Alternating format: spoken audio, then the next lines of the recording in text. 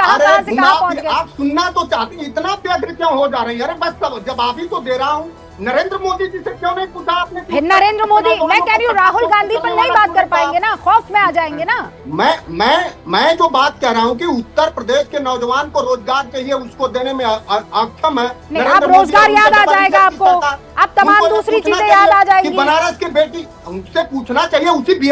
दोस्तों जय हिंद जय भारत। दोस्तों उम्मीद करते हैं आप सब ठीक ठाक होंगे। दोस्तों आपसे अनुरोध करते हैं आप वीडियो के अंत तक बने रहिए।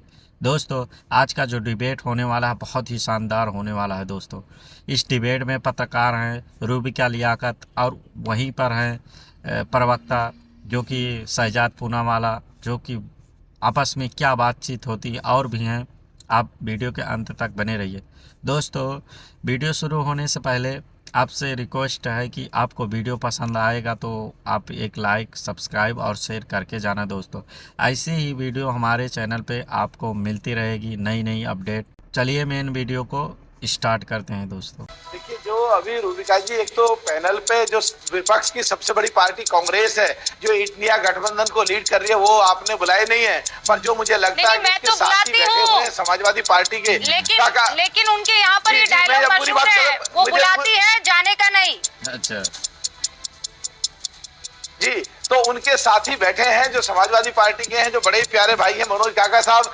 कहां तक पिछड़ों की बात है हो रही है। जब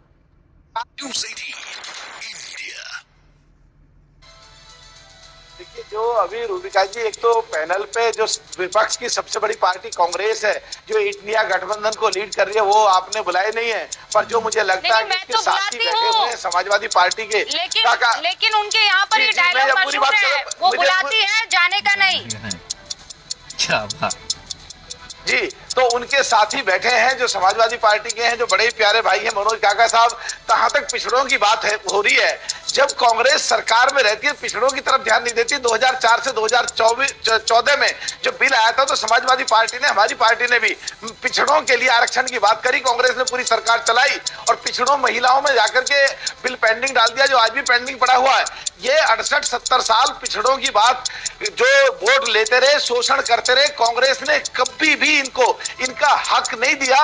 और तो और पिछले दिनों जब मध्य प्रदेश का चुनाव हो रहा, पिछड़े समाज से आते हैं समाजवादी पार्टी के राष्ट्रीय अध्यक्ष श्री अखिलेश यादव जी, उनको अखिलेश पखलेश कह के फुटकार दिया। आज कांग्रेस को फिर वहीं आना पड़ा, अखिलेश जी के सामने रिक्वेस्ट करनी पड़ी। तो ये पिछड़ों की बात करते हैं, घर को आए, आप यही कह रहे हैं। अब एक्सपर्ट की गूंज और उसके बाद मैं अपने बाकी तमाम मेहमानों को एक बार फिर से डिबेट का मौका दूंगी। एक्सपर्ट की गूंज क्या कहती है? दिलीप मंडल, क्या ये मंडल कमंडल की राजनीति आज भी जिंदा है या पीएम मोदी ने उस स्टीरियोटाइप को तोड़ दिया है 4 अलग नई जातियां लाकर? रूबिका जी नमस्कार। सबसे पहले तो मैं सदगुरु रविदास महाराज को प्रणाम करते हुए अपनी बात शुरू करता हूं, जिन्होंने कहा था कि ऐसा राज चाहूं मैं जहां मिले सबन को अन्न, छोटे बड़े सम बसे, रविदास रहे प्रसन्न। तो दरअसल जाति को अगर हैंडल करना है, जाति को अगर खत्म करना है तो जाति की बात करनी पड़ेगी। और संत रविदास महाराज की रचनाओं में आप बार बार पाएंगे कि वो अपनी जाति का जिक्र करते हैं, खालस चमारा शब्द इस्तेमाल करते हैं और वो जाति से लड़ते हैं। जबकि दूसरी तरफ उसी समय समकालीन तुलसीदास जाति का जिक्र नहीं करते हैं, जाति की बात नहीं करते हैं और बोरा भर भर के जातिवाद करते हैं। इवन उन्होंने प्रधानमंत्री नरेंद्र मोदी की जो जाति है तेली, उसको उन्होंने वर्णाधम मतलब वर्णों में सबसे अधम कहा। तो मुझे लगता है जाति की बात करने में समस्या नहीं है, दरअसल प्रॉब्लम को देखना पड़ेगा। ये गलत नजरिया है कि उसको ना देखेंगे तो वो समस्या नहीं है। तो मुझे लगता है कि अच्छी बात है कि जाति पे इतनी बात हो रही है और प्रधानमंत्री नरेंद्र मोदी तो मेरे ख्याल से 130 या 140वीं बार खुद को ओबीसी कह चुके हैं। तो अच्छा है कि बात हो रही है। जब तक बात नहीं होती थी तब तक ये प्रॉब्लम एड्रेस ही नहीं हो रहा था। आप डिबेट एड्रेस हो रहा है, बात आप कह रहे हैं एड्रेस हो रहा है, लेकिन ये एड्रेस हो रहा है या इसको जो है इस्तेमाल किया जा रहा है? आज चुनावी नशा भी तो उतार दिया है ना मनोज काका, ये बात तो सच है ना। आप खुद उत्तर प्रदेश से आते हैं, उत्तर प्रदेश आपके रगों में, आपके दिल में बसता है। क्या आप ये पसंद करेंगे कि कोई भी नेता या कोई भी शख्स ये कहे कि नशे में पड़ा रहता है? मैंने देखा एक बाजे वाला, नशेड़ी, इस तरीके की बातें अगर राहुल गांधी कहेंगे तो आपको लगता है कि युवा को पसंद आएगी, वो वोट करेंगे? देखिए एक बात मंडल भाई के एक बात से मैं बहुत सहमत हूँ। उन्होंने एक बात ठीक कहा समकालीन थे रविदास जी और तुलसीदास, लेकिन पाखंड का विरोध किया रविदास जी ने और तुलसीदास जी पाखंड का समर्थन किया। ये बात सही है कि प्रधानमंत्री ने जो बात कही उत्तर प्रदेश में उनको व्यापकता के दृष्टिकोण से दिखना चाहिए था, किसने क्या कहा क्या नहीं कहा। वही प्रधानमंत्री, वही नरेंद्र मोदी थी इस उत्तर प्रदेश में जब 2014 के चुनाव में आए तो कहते थे कि उत्तर प्रदेश में तो सड़कों पे लोग कट्टा ठोस के चलते हैं। तो मैं उनसे ये जानना चाह रहा हूँ कि तब उत्तर प्रदेश के नौजवानों का अपमान था कि नहीं?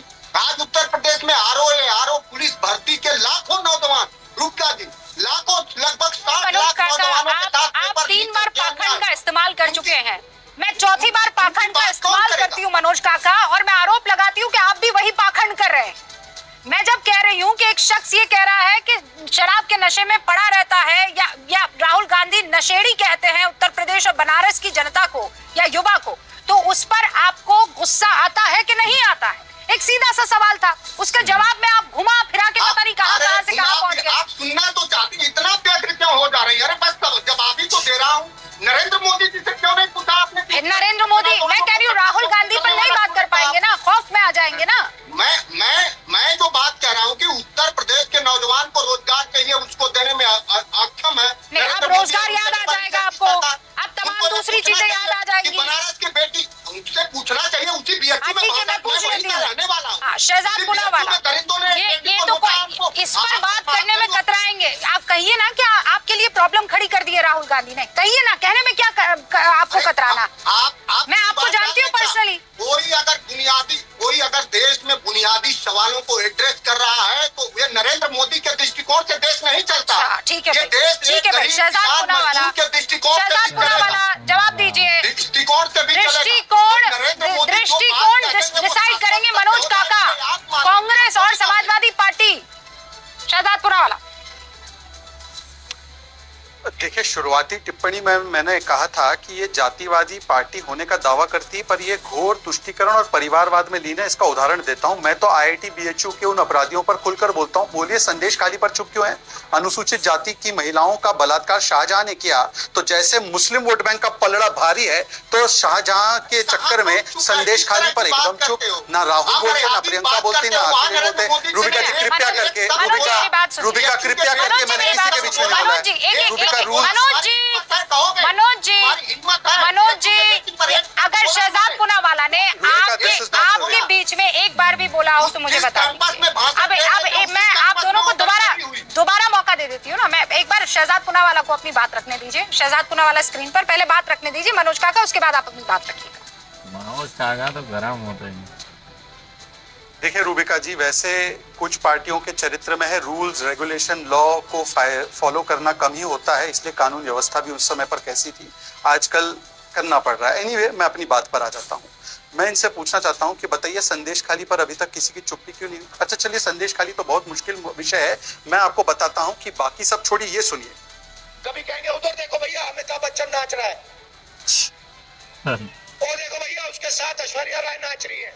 रूबिका जी, आप एक बहुत प्रसिद्ध एंकर है और मैं आपको हमेशा सलाम करता हूं कि जो आपने मकाम हासिल किया है अपने दम पर काम करके, उसी प्रकार से ऐश्वर्या जी ने भी कर्नाटक से निकलते हुए अपने दम पर अपना मकाम हासिल किया है। और अमिताभ जी तो हमारे सभी के महान कलाकार, 80 वर्ष हो गई, राजनीति से कोई लेना देना नहीं, वो नाच रहा है उसके साथ, मतलब अपने ससुर के साथ ऐश्वर्या नाच रही है। अब मुझे बता दो कि वाराणसी के जनता के लिए जो उन्होंने बोला उस पर तो आपकी टिप्पणी नहीं है, अपने सांसद के परिवार के संबंध में तो टिप्पणी कर दो। मान्यवर, अभी आपने लंबा चौड़ा लेक्चर दिया ना आईआईटी बीएचयू पे, मैंने खंडन किया और उनकी गिरफ्तारी हुई है। अब बताइए, संदेश खाली पर आपका स्टैंड क्या है? ऐश्वर्या राय के प्रति जो अपमानजनक और मिसोजिनिस्टिक महिला विरोधी टिप्पणी जो राहुल गांधी ने की है, क्या आप इतने मजबूर है या तुष्टीकरण की ऐसी राजनीति है कि इस एम फैक्टर के चक्कर में आप महिलाओं के विषय में कुछ नहीं बोल पाएंगे? और मैं इनसे पूछना चाहता हूं, मनोज काका जी, आप पीडीएफ बड़ा करते हैं ना, तो पीडीएफ बताइए, अल्पसंख्यक तो शेरवानी जी भाग गए, पल्लवी पटेल क्या बोल रही है?